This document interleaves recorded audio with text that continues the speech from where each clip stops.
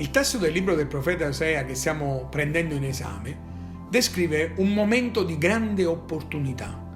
un tempo nel quale è possibile cercare il Signore e cercare il Signore con la certezza che Egli farà un'opera nuova nella nostra vita.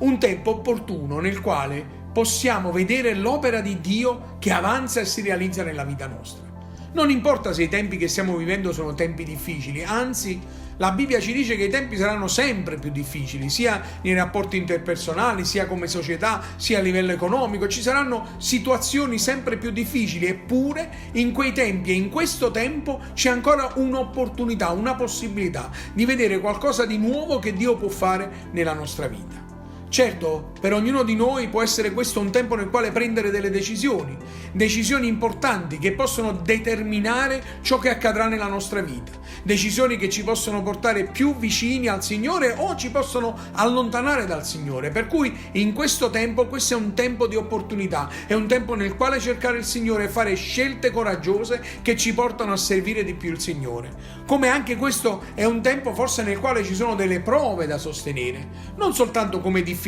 o tempi difficili o momenti di particolare difficoltà, ma come una sorta di esami, di test che dobbiamo superare, nei quali possiamo scoprire chi siamo, scoprire le nostre debolezze, ma scoprire anche le cose che Dio ha fatto nella nostra vita e scoprire chi è Dio e cosa può fare in noi. Per cui una sorta di esame, di test che ci consente di verificare la nostra vita, ma anche di verificare l'opera di Dio nella nostra vita.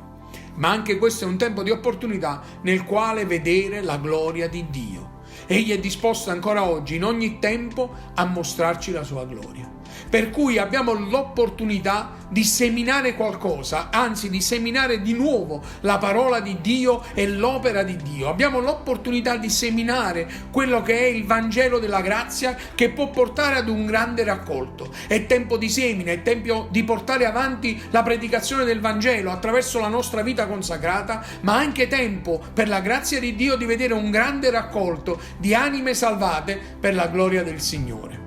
Ma è anche tempo di seminare e lavorare in un campo nuovo. Cioè il Signore vuole fare qualcosa di nuovo nella nostra vita e qualcosa di nuovo attraverso la nostra vita. È tempo forse di aprire la nostra mente e il nostro cuore a nuove opportunità che Dio sta mettendo davanti a noi. Nuove opportunità che riguardano la nostra vita, lì dove il Signore vuole intervenire perché qualcosa di nuovo nasca in noi, a cominciare certamente dalla nuova nascita, ma da nuove opere che Egli compie dentro di noi, ma qualcosa di nuovo nel quale Egli vuole impegnare la nostra vita perché la sua gloria venga realizzata e la salvezza arrivi ad altre anime.